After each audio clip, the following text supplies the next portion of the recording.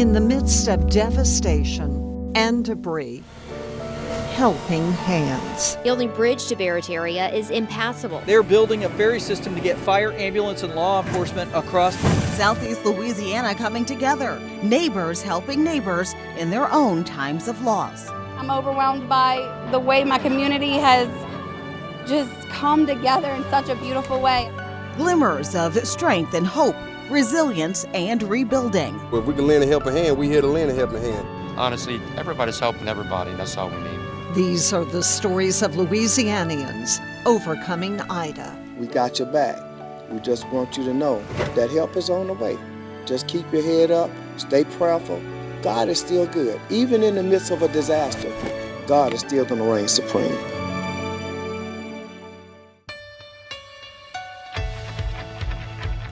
Thank you for joining us for this WDSU special presentation, Overcoming Ida. It's been almost 2 weeks since Hurricane Ida made landfall from the North Shore to the South Shore to the river parishes and down the bayou. The message is the same. In true Louisiana fashion, we put aside our own hardships to help others. That's what it's about. During this special half hour, we are going to be raising much needed money for Second Harvest Food Bank. It is an accredited member of Feeding America, and scrolling right there at the bottom of your screen, you are going to see ways you can help if you're able. So how do you cope when you are surrounded by destruction and you have no hope? Everyone else steps up. I was asked to write a story of hope. What is hope? It's about the human spirit, the kindness of strangers. It's about compassion, about caring. It's about simple acts of doing good for others.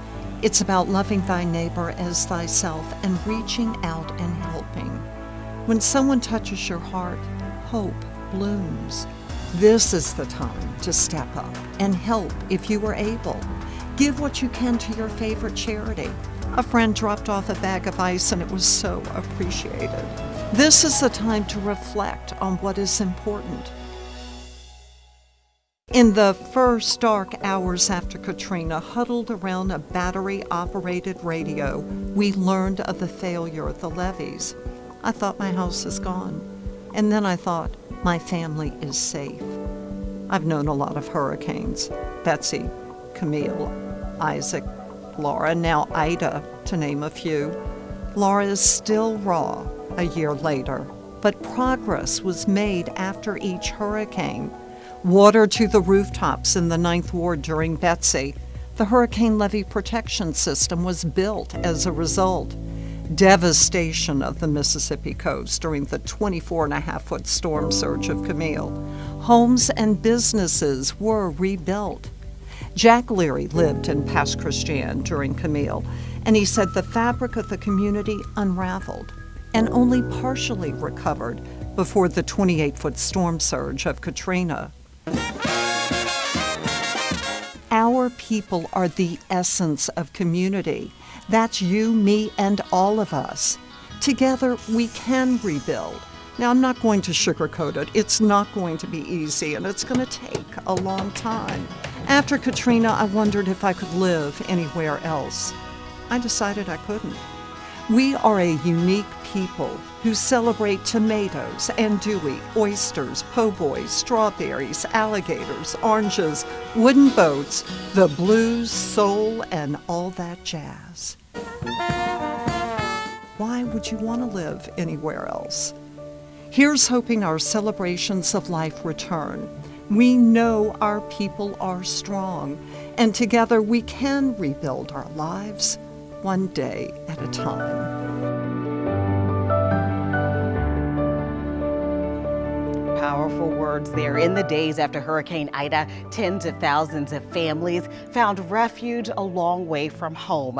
Now, more and more people are returning with the resolve to rebuild. It is proof that the foundation of family is stronger, Margaret, than any storm. Absolutely.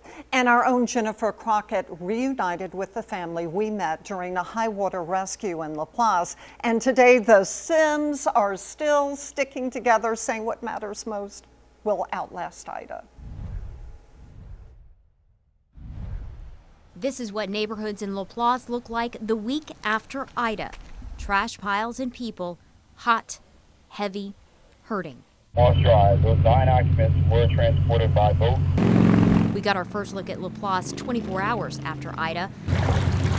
Walking through the flood to join Louisiana Wildlife and Fisheries on high water rescues. Teams of volunteers and first responders pulled almost 1,000 people from the water the day after Ida's landfall, just here in St. John Parish. For me, there's one family I will never forget. A little girl in pigtails, a father waving goodbye.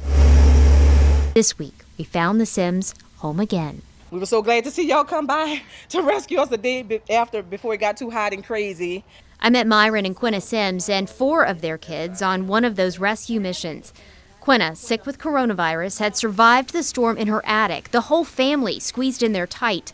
She wore masks to try to shield them from the virus up there as the flood filled her home below. Somehow we were surprisingly calm. I don't know, because I was sick and just wasn't registering. My son is in grad school in North Carolina and he was worried. And he hardly showed his emotions, but he finally admitted that he was crying because he didn't know. But he was just concerned that we would get more water than we did, and thank God we didn't. The family forced to retreat back into the water after the storm passed. It just got maybe about to our knees, so thank God for that, especially with the twins being so short. So thank God it did stop at some point. They slept on a mattress, one island, untouched by the storm. It was wet all around it, but on top was dry enough for us to sleep in it. After our ride together to dry ground, a relative from Dallas drove the Sims north to comfort, family, electricity, and food. But the journey away and now back again hasn't been easy. Myron, what's been the hardest part so far? Everything. It's just aggravating, you know. You're trying to keep your family safe, keep your family fed, and you know it's long lines for this, long lines for that. You want to be home, but you know, it is what it is, and we just, thank God we just was all able to stay together. What is next for you guys? The rebuild. Rebuild, a commitment to come back despite all they've gone through, together. Reporting in LaPlace, Jennifer Crockett, WDSU News. Incredible storytelling there. In some areas hardest hit by Ida, rebuilding could take a very long time. That includes Grand Isle and Jefferson Parish. WDSU's Aubrey Killian shares the story of those who know the road ahead will be difficult, but they are still trying to find hope among the devastation. This is what Grand Isle looked like when Hurricane Ida tore through. And this is what Grand Isle looks like today. Being on the ground is totally different than aerial views. Seeing what we've seen as a family, all the grandkids.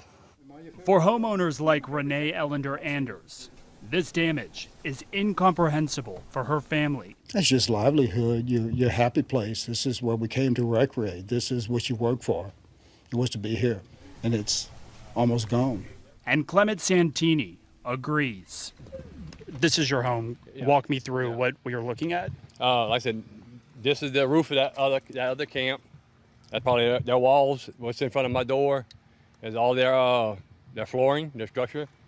I mean, most of my trees are knocked over.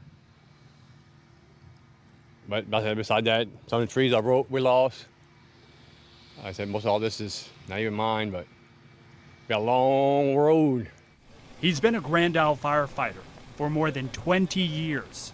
This is the worst damage he's ever seen. When you first came to Grand Isle and saw what it looked like, what was going through your heart at that moment? Oh, it was bad. It was tough. It was tough. Because I wasn't sure what I was coming back to.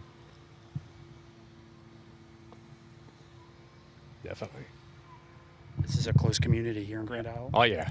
And of course, the damage here in Grand Isle is widespread and catastrophic. This structure behind me, just one of them, gone and destroyed. Mayor Carmodell says every single structure here in Grand Isle saw some sort of damage. But I can tell you one thing, I would say 80% of it is just destroyed.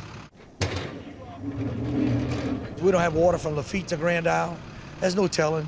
But I can guarantee the people out there, on behalf of the council, myself, and the elected officials in Grand Isle and the fire department, all of us together working, and even the residents, we're going to make sure that we bring this island. And as long as there's 1 grain of sand to plant the American flag, we ain't going nowhere. I promise you. Yeah, it's hard when you're born and raised here. There's no gas, electricity, or water. Conditions are so dangerous out here. Saturday was the last day for home and business owners to assess the damage. Like these people who own these houses, that is their home to try to get back to. Now you think about that as emotion. Like a person who's trying to get back to their own home, to stop the bleeding, to stop the rain from coming in where the roof is gone. Like that's emotion. That's a person who can't get here. Parish leaders are asking for patience as they fight to rebuild. Well, it's just the emotions for all of us. I mean, look, we fight each and every year to protect this paradise. Everybody calls it Sportsman's Paradise. It is Sportsman's Paradise. It's not going anywhere. And while people here are salvaging anything that they can, a small sign of hope from Renee. Through all of this destruction, there is a glimmer of hope in your hands. Talk about it. Yes, as I said, these are pictures. My husband and I were married right here on the beach. And while we all try and recover from this disaster, locals here say it's important to remember to have faith and keep the spirit of Louisiana close to your heart. If you're not from here, you have no idea of what this land means and how much it sits into your heart. And I mean, I love the Bayou Country. I love Grand Isle, and we will do any and everything we can to rebuild it because it is so worth it. And like I said, it gets inside your heart and in your soul, and it's your family, it's your roots. Reporting in Grand Isle, I'm Aubrey Killian, WDSU News. My son, who will be 9 in December, everything he's ever known, he lost. St. Charles Parish is battered and bruised after Hurricane Ida moved through, but there is a story behind every piece of debris, how one community is rallying around a family in need.